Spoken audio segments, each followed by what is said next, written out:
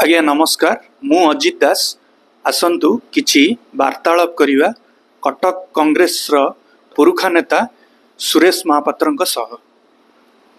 Sir आपण कांग्रेस रो जने वेटरान leader आपण को मुद्दा नहीं भोटर को आशा जानी परिवे?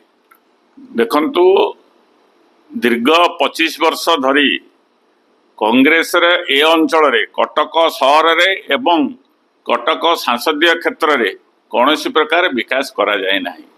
एटी कांग्रेस समल रे जो हजार दिन हजार शिल्प गढ़ा जाइथिला से शिल्प बर्तन सबू ये अंचल रे बंद होइछि।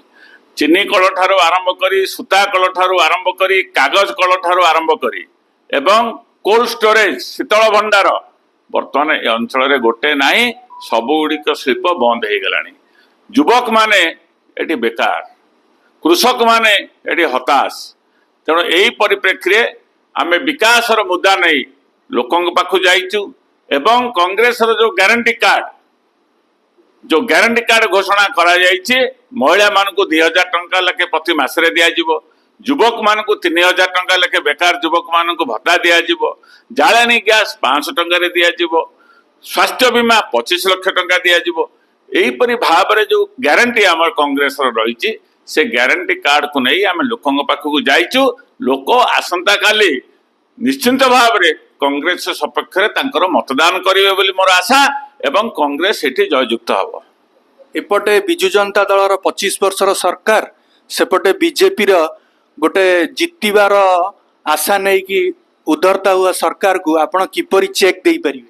निश्चिंत भाव में से 25 वर्षर सरकार विकास ना धरी ना लोक मैंने परिवर्तन करने चाहते। ओडिशा रे गोटे परिवर्तन हवा सृष्टि होइछि एवं बीजेपी जे कि धर्म जाति ना रे राजनीति करुछि से दल को लोक मैंने प्रत्याख्यान करने चाहते।